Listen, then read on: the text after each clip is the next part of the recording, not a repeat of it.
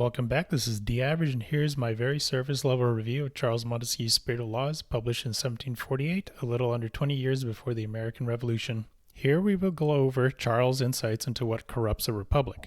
My summary is this: democracy is corrupted when the legislative powers, judicial powers, or managerial powers, etc., are combined and handled by one person or a select few. This is where a republic morphs into one of the other types of governments, such as monarchy, despotic, or oligarchy. Also, Charles warns that a republic will be corrupted by any foreign invading force, but that's obvious. So let's read some quotes. The principle of democracy is corrupted not only when the spirit of equality is extinct, but likewise when they fall into a spirit of extreme equality, and when each citizen would fain be upon a level with those whom he has chosen to command him, then the people incapable of bearing the very power they have delegated want to manage everything themselves, to debate for the Senate, to execute for the magistrate, and to decide for the judges. When this is the case, virtue can no longer subsist in the republic. Democracy has, therefore, two excesses to avoid: the spirit of inequality, which leads to aristocracy or monarchy, and the spirit of extreme equality, which leads to despotic power, as the latter is completed by conquest. So I think this is stating that virtue, and therefore a republic, disappears when performing the job description of the judges, senate, etc., is either given to everyone or concentrated into fewer people. So watch out when job descriptions move. Now here's Charles' description of equality versus extreme equality.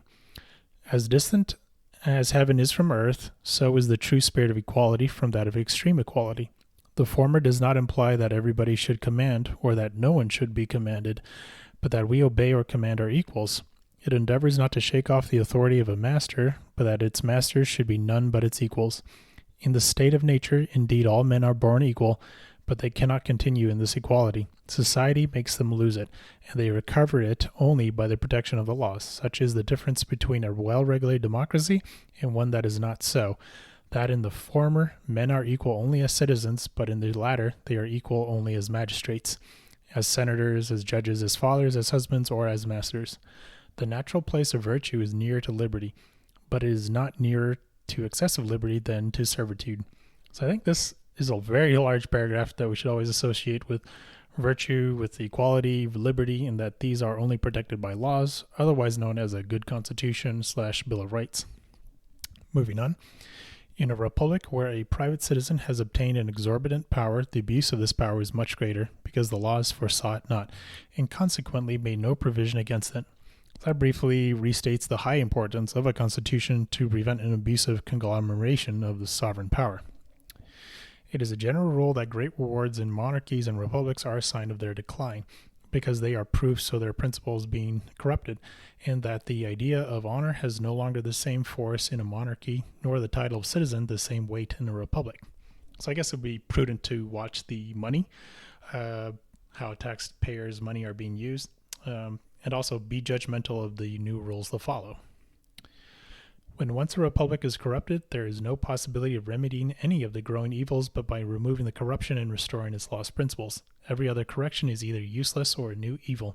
Okay, so if any republic is corrupted, restore the virtue principles of equality, split powers, and liberty by crafting, educating, and enforcing a constitution.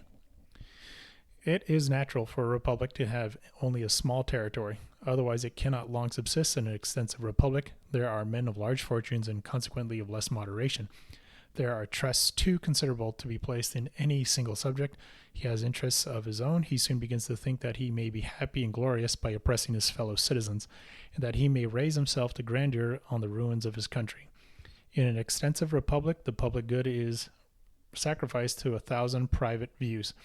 It is subordinate to exceptions and depends on accidents. In a small one, the interests of the republic is more obvious, better understood, and more within the reach of every citizen. Abuses have less extent and, of course, are less protected. I like this paragraph since it addresses anyone who thinks ruining a republic is an original thought. There is no glory or happiness in ruining a republic or oppressing fellow citizens, and your behavior is unoriginal and predictable. If a republic be small, it is destroyed by a foreign force. If it be large, it is ruined by internal imperfection. So by internal imperfection, I think he just means corruption or assault on the Constitution or the principles of a republic.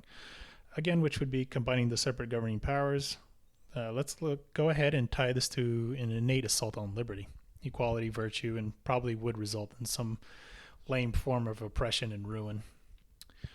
Overall, the principle of a republican state is virtue, and that virtue is equality. No matter who you command or obey, anyone has access to commerce and industry, so you can start your own business or job hop if things don't work out at your current job. There's a delusion to think that oppressing others or corrupting these principles will lead to happiness, glory, or grandeur. I'm D Average, and that was the best I could summarize on such a massive subject. Thank you for listening.